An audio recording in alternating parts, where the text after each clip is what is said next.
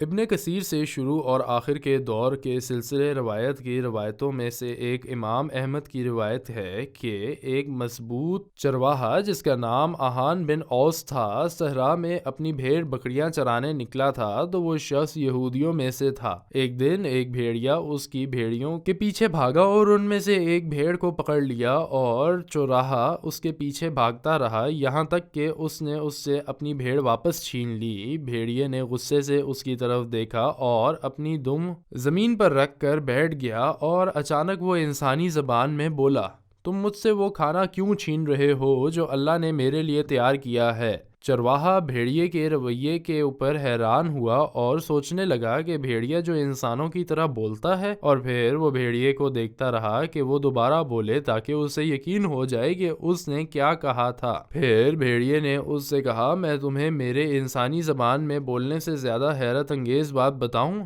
محمد نام کا ایک نبی ہے یثرب میں جو لوگوں کو بتاتا ہے کہ ماضی میں کیا ہوا اور آگے کیا ہوگا، اور وہ بہت امانت دار اور دیانتدار ہے۔ بھیڑیے کی حیرت نے چرواہے کو حیران کر دیا اور اس نے اپنا کھانا تلاش کرنے کے لیے وہاں سے روانگی اختیار کی۔ پھر چرواہا یثرب واپس چلا گیا اور نبی کریم صلی اللہ علیہ وآلہ وسلم کے پاس گیا اور آپ صلی اللہ علیہ وآلہ وسلم کو بتایا کہ کیا ہوا۔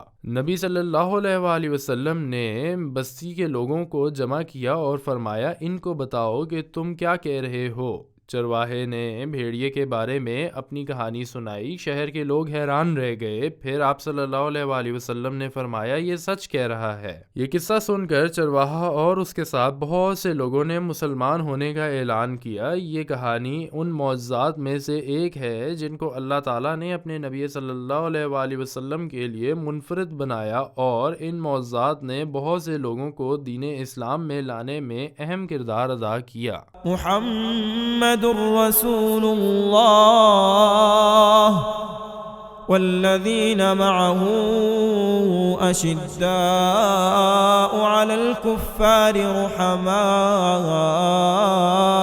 بینہم تراهم ركعا سجدا يبتغون فضلا من الله ورضوانا سيماهم في وجوههم من أثر السجود ذلك مثلهم في التوراة ومثلهم في الإنجيل كزرع أخرج شطأه فآزره فاستغلظ فاستوى على سوقه يعجب الزراع ليغيظ بهم الكفار وعد الله الذين آمنوا وعملوا الصالحات منهم مغفرة وأجرا عظيما۔